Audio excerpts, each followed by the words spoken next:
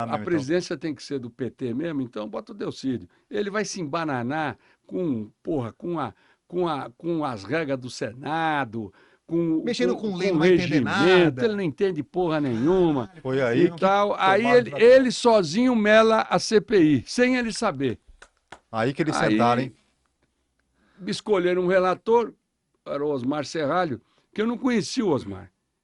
Eu conheci o Osmar quando indicaram ele para ser meu relator, porque o presidente da CPI ele é votado, certo. né? É votado pelos demais membros.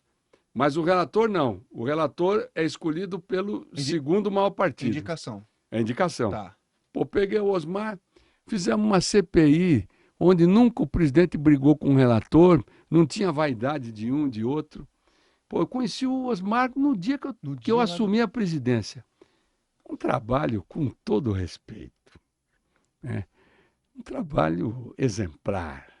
Você fazer uma investigação no dia a dia como se fosse uma novela e o povo acompanhando. Não tinha negócio. Caramba. Com a Operação Lava Jato. Operação especial, Telegram, mocada. ó, meu Só filho, conversinha. prende esse cara. Olha, eu não estou achando que tá bom aqui o que a gente tem contra ele, mas vamos prender, depois a gente Sim. ajusta. Não, Não. cara limpa, aberta. Fizemos uma investigação de 11 meses. 11 meses. Foi ligeiro, hein? 11 meses. 11 meses. 11 meses. Impecável. Se você pegar o relatório da CPI dos Correios, e não sou eu que estou falando, não. Quem elogiou para mim, num almoço que eu tive com ele uma vez em São Paulo, foi o Hélio Gaspari, que é um jornalista conceituadíssimo. Ele falou, Delcídio, eu li o relatório da CPI inteiro. É impecável o texto. Não tem o que falar. Não tem erro de português, não tem nada. O Serralinho, o Osmarzinho que fez lá. E com mais mãos ajudando, claro. Com certeza. Né, os subrelatores e tal. Nós consolidamos as denúncias. Isso foi para o STF. Subiu, né? Subiu. O STF cumpriu o papel dele. E ninguém questionou as penas, como questionam hoje. Essa moagem que está hoje em dia. Ninguém questionou por quê. Foi feito um trabalho isento e com rigor. E só para concluir, no caso, a CPI dos Correios. Antes do relatório final, a Ernst Young, que é uma das maiores empresas de auditoria do mundo, ela fez auditoria no relatório, para ver se tinha alguma coisa inconsistente, alguma coisa irregular e tal. Não teve o que falar. Quem que vai fazer uma CPI igual a essa? Ninguém faz uma CPI dessa mais dentro do Congresso Nacional. Não, até porque ali o que a gente vê ali é que o Senado ali, o Supremo cobre ele e vice-versa. Quem que julga o Supremo? É o próprio Senado. Então eu vejo que é um lambendo o outro. E hoje nós erramos muito, Francisco, porque nós, por exemplo, fizemos uma CPI. Primeiro, nós tínhamos uma crise política, mas não tínhamos uma crise econômica. O país continuou andando. Você pega, por exemplo, essa Operação Lava Jato, com todos os méritos que tem. O problema foi não só o questionamento das decisões do seu ponto de vista constitucional, volto a insistir, que ela cumpriu um papel importante, mas atravessou o sinal em algumas coisas. E, para mim, o pior foi a economia, porque arrebentaram várias empresas. A lei que foi utilizada, que é a 12.850, que é uma chupeta de uma lei americana. Nos Estados Unidos, eu pego você e pego o Rafael, só. Vocês corromperam o nego lá, não sei o que lá, Rafael. $1 milhão de multa. Você, $2 milhões de multa. Ó, você vai ficar em reclusão 2 anos, 3 anos. Mas a empresa continua trabalhando. No Brasil, os caras mataram as empresas. Um camarada, por exemplo, que era presidente de uma empresa, ele fazia um acordo com o Ministério Público. Lá nos Estados Unidos, você fez um acordo com o Departamento de Justiça, acabou. É vida que segue. Você vai entrar pelo cano, vai ser punido, problema seu. Mas a empresa continua. Aqui é o seguinte, você fez um acordo com o Ministério Público, aí vai o TCU não concorda com o acordo. Aí vai a Controladoria Geral da União, também não concorda com o acordo. Aí você vence esses dois, aí vem a AGU que não concorda com o acordo. A empresa morreu. Foram milhões de empregos que desapareceram. Então esse foi o grande mal. E eu, de todas as lições que eu vivi, né?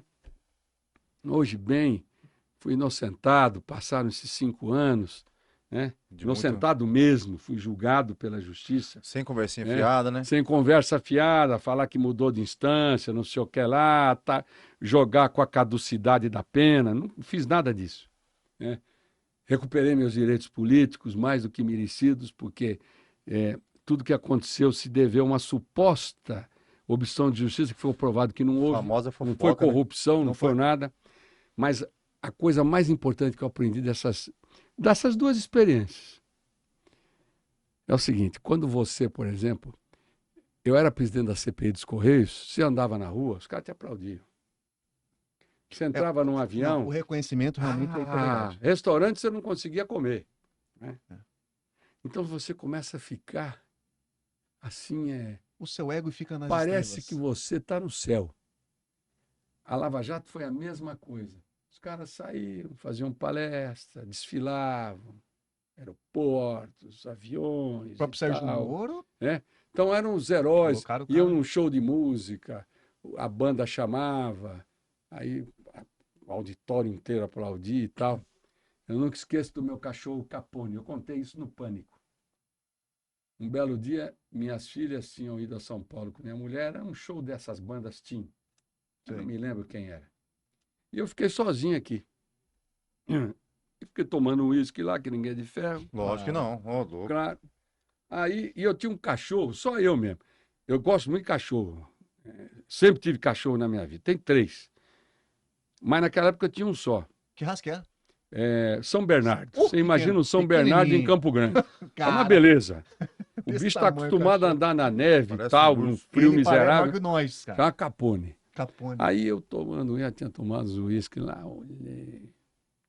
Falei, Capone, eu comecei a abrir demais as investigações, que é o que aconteceu agora com a Lava Jato. E muita gente entrando, e outros caras, juízes e tal, todo mundo querendo dar uma de bom samaritano, né? De botar o dedo. Aí tinha investigação no Rio, em São Paulo, na Bahia, no Rio Grande do Sul, e baralé. Olhei pro Capone assim, tá parado, olhando na minha cara, assim, aquela cara de bonachão, né? Olhando, falei, eu vou voltar para Brasília segunda-feira. Primeiro microfone que apareceu, eu vou dizer que eu vou acabar com essa CPI dia 5 de abril. Ele olhando assim para mim. Na segunda eu fui para Brasília. Cheguei lá, primeiro microfone que botaram, porque eu chegava, vinha microfone, né? Primeiro microfone que botaram na...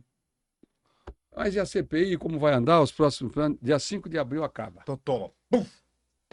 A bomba. Se eu não tivesse acabado, dia 5 de abril, nós íamos cair nessa mesma esparrela de denúncias de caras que responderam por pena, aí a justiça em outras instâncias absolveu, e assim vai. Essa marmota. Tá? Por quê? Porque você começa a abrir, você perde o foco. E nós estávamos perdendo o foco. Falei, não vou acabar com esse negócio agora. Por isso que a CPI dos Correios foi um sucesso. Por isso que deu certo. Além de ser uma CPI republicana. Qualquer pessoa podia investigar o que nós estávamos fazendo. Porque era uma novela. Os caras assistiam de manhã, de tarde, à noite. Era toda hora mesmo, passando. Né? Toda hora. Muito claro, né? E foi que desenrolou o Mensalão. Mensalão, sim. Foi ali, né? que surgiu agora. Tecnicamente, por exemplo, quando você tinha distribuição em cima de votações que ocorriam, né? Nós fomos atrás do dinheiro, certinho. Então saía de um banco, entrava no outro, sacava aqui, sacava ali. Nós fizemos isso. Mapeamento. Nós pegamos, inclusive, um sistema também de rastreamento de quem era quem falava com quem tinha relação com quem, que era daquele M6 britânico. Nós compramos software. Então nós pegávamos um banco de dados, você cruzava informação. Ixi, então, que o Delcídio teve lá com Francisco no dia 7 de setembro e tal, ele deu uma entrevista, parece tudo. Mapeia tudinho, cara. Então, rapaz, não teve como ninguém, isso eu posso, tranquilo, só se foi em outra, a CPI igual a CPI dos Correios, com todo respeito às demais. A CPI extraordinária. Limpa e transparente. Não por mim, não, o presidente, né? Mas pelo relator e pelos quadros que a CPI dos Correios teve, porque era uma CPI mista, Senado e Câmara, né? Olha os caras. Eduardo Paes, prefeito do Rio de Janeiro. ACM Neto, prefeito de Salvador e provavelmente governador do estado. Olha o time. Heráclito Fortes, deputado federal, hoje era senador pelo Piauí. Sérgio Guerra, foi presidente do PSDB. Álvaro Dias, candidato à reeleição agora no Paraná. Você vai vendo os quadros. Zé Eduardo Cardoso, que foi ministro de Estado, foi deputado federal. Nome de peso, hein? Era Pesado. só... Porrada. Era Ideli Salvati, que era senadora na época também comigo, né? Porra, os quadros que essa CPI tinha, simplesmente eram quadros impecáveis, eram caras assim, eram pontos fora da curva. Tanto é que politicamente chegaram onde chegaram, né? Mas era um timaço. E quando apareceu os nomes? A ameaça veio forte, não, Deus? Nós fomos ameaçados e aí foram para cima da minha família, né? Aí é complicado. Eu ia chegar exatamente nesse ponto. Foi quando eu comecei a andar com segurança. Você quer ver um negócio complicado, você ter segurança, você andar junto com segurança. Deve ser ruim. Sabe por quê? Porque você não tem mais intimidade nenhuma. Nem você, nem sua família, ninguém. Não, porque eles vivem dentro da sua casa. Então eles sabem quem você recebe, quem Sabe você tudo. gosta, quem você não gosta. Isso é igual secretário e motorista. É, verdade. Né? Pior. Por exemplo, secretário às vezes sabe muito mais da tua vida do que a sua mulher. O motorista, idem. Mas é verdade. Pior. Então Tá são coisas assim, porque tá o dia inteiro comigo. Não, e além Então de estar o ele dia vê eu inteiro, às falar vezes é no uma hora de telefone, intimidade, né? ele vê onde é que eu vou, ele sabe o que, que eu gosto. Sabe tudo. Entendeu? Então, pô, quando você tem segurança junto, e com todo respeito, porque é necessário mesmo, e eles cumprem um papel fundamental, né? Mas você tem que se acostumar a uma outra realidade. Deve ser bem Por exemplo, estranho. minhas filhas, elas eram pequenas, elas iam para a escola, e eu tenho uma caçula que é bem esperta, ela é bem diferente das outras, sabe? Qual que é a idade dela? Hoje ela tem 26, né? Eu tenho uma de 32 e tenho uma de 27. As duas, que são 27 e 26, foram criadas praticamente como gêmeas, né? Então elas iam para a escola e, pô, e o pessoal meu lá levava elas para a escola, né, de manhã cedo.